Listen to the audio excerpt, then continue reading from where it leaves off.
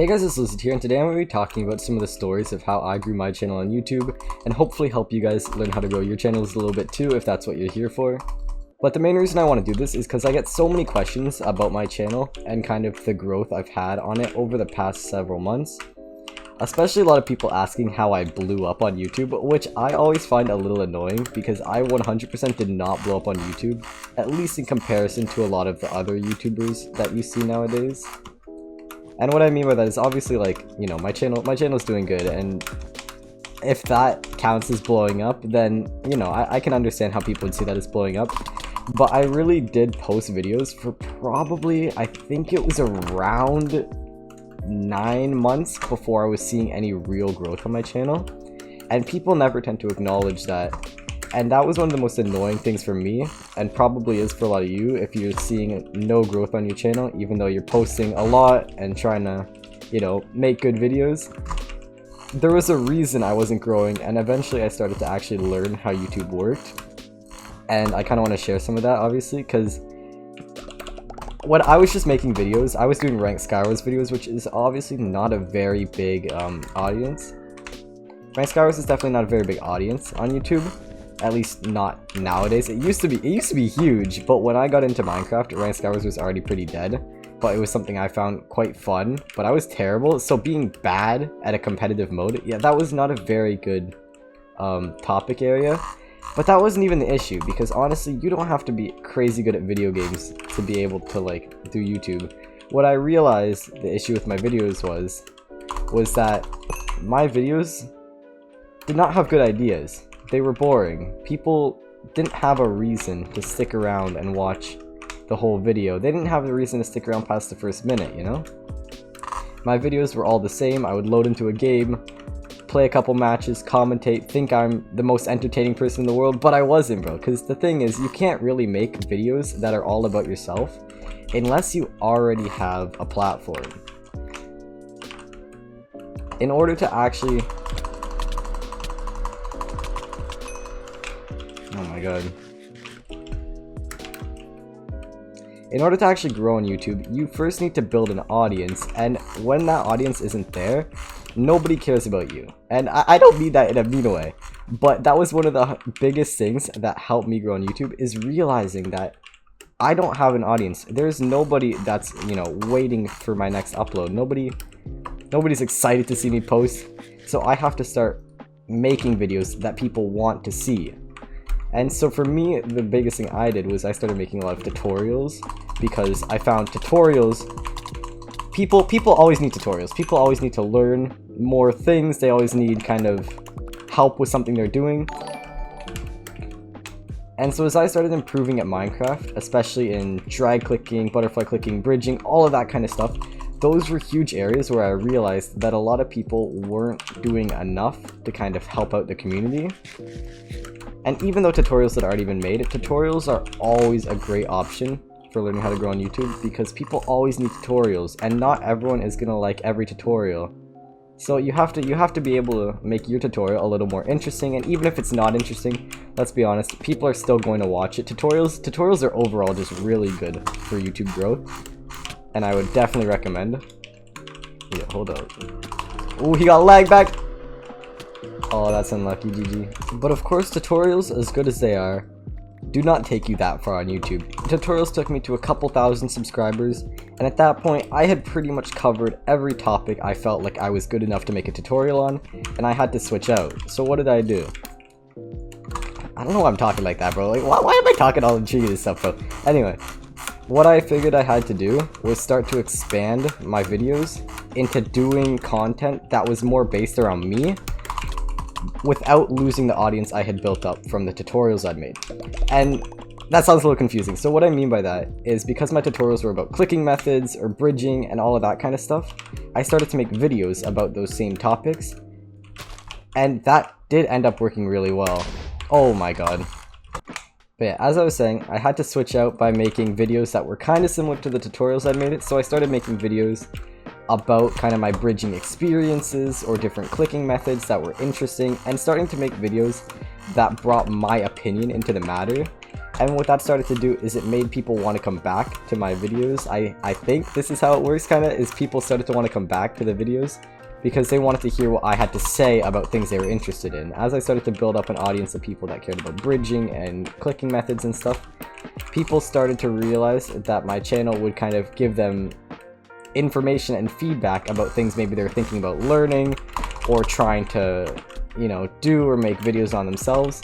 And just me covering my half of the information and my opinion on it made people kind of interested in, like, do I agree with them or do I have a different opinion? And yeah, that I feel like started to be the original reason why I started to grow a bit of an audience on YouTube when, oh my gosh. Choice red's this one.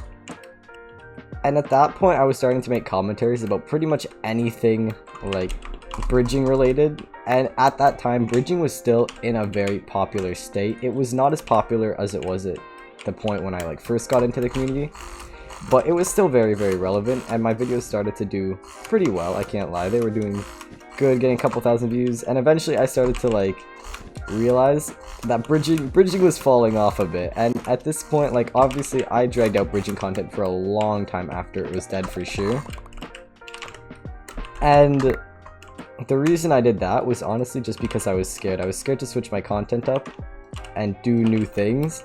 But as I started to make more videos that were a little more about me, I realized that people were coming back for these commentaries, whether or not they were about things that were related to tutorials and stuff like that. Oh, I actually killed him.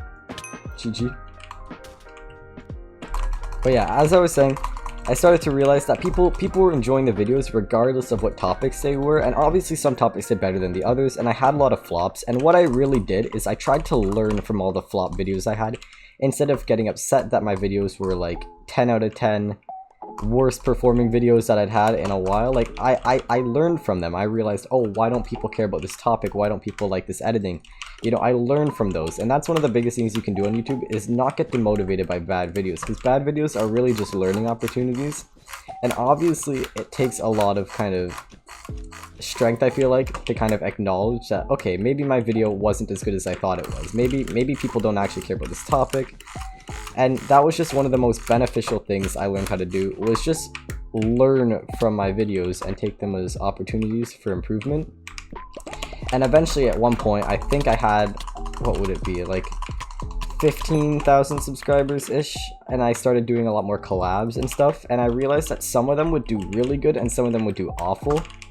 And at one point I got a bunch of videos in a row that were all like terribly performing, and keep in mind that this was like after like a huge streak of videos absolutely popping off. So seeing videos do bad, I was worried. I was like, oh wait, my channel's dying, you know, like I'm falling off, like, you know, what's going on? Like, why is this happening? I was scared, I'm not gonna lie. But then I started talking to a lot of YouTubers that were all just telling me the same thing. They were like, hey, you know, your channel's not gonna die, you know? So with the audience I had, I started to really look at what kind of videos were interesting and engaging, and I really took a step back to start improving my content as a whole. And that was one of the best things I ever did, because then I went from like 15,000 subscribers to like 20 to 25k like really quickly. Like within the span of 2 months, I was already up like another 10,000 subscribers, which obviously there's a lot of people who grow way faster than that on YouTube, but that is still crazy growth. That's unreal. And like, you know, I realized that, you know, I was kind of onto something. I was getting hyped. But then as I started getting closer and closer to 30k, my channel started to kind of go down a little bit. And I think the biggest reason for that is, like I said before, I hadn't switched out of bridging. As much as bridging was falling off and basically dead, I had still stuck by it for longer than I should have. And even right now, in my current state, right now, if you're watching this video, I have 38k at the time of this coming up, 38.4 or something. I uploaded today, so it's going up, bro. But you know what I mean? Like, I still haven't fully switched out of bridging, and that's something that's really held me back, and something I'm trying to improve on in my videos. Dang, he just doesn't care. Alright. But yeah, so then my channel started to slow down a little bit, because I feel like my content was getting a bit repetitive. I'd already made so many videos about bridging that each one wasn't really that different from the last. and I was trying to upload every single week and forcing myself to be crazy consistent. And stopping forcing myself to be crazy consistent is one of the best moves I have ever made, let me tell you.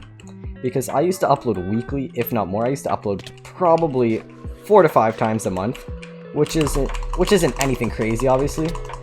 But when each of your videos is fairly similar to the last, it's bad to be uploading that much because you are not creating interesting content. Even if people enjoy the videos, trust me, it gets boring to make those videos, and I was really getting burnt out, so I stopped forcing myself recently. This is only very recently, by the way, like within the last month and a half, that I stopped forcing myself to upload every week.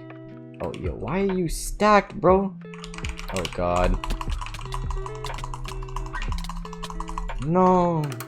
But stopping forcing myself to upload every week was something that was so beneficial, and now I feel like the videos I make are more interesting and fun. And obviously not uploading as often means that I'm gonna have slower growth overall, but that's something I'm gonna improve on to try to create a balance in consistency and good videos. But for now, I guess we'll just have to wait and see. Alright, goodbye.